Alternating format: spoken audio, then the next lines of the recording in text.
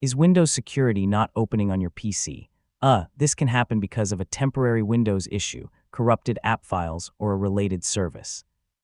In this guide, I'll walk you through several simple fixes, starting with the easiest ones. First, restart your computer. A simple restart can clear temporary system problems that may be preventing Windows security from launching. After restarting, open Settings and select Windows Update. Choose Check for updates and install any available updates. Then restart your PC if Windows asks you to. Next, open Settings, select Apps, then Installed Apps. Find Windows Security, open its advanced options and look for Repair. Select it and wait for Windows to finish. If Repair doesn't fix the problem, return to the same advanced options page and select Reset. This can clear the app's stored data and restore its settings.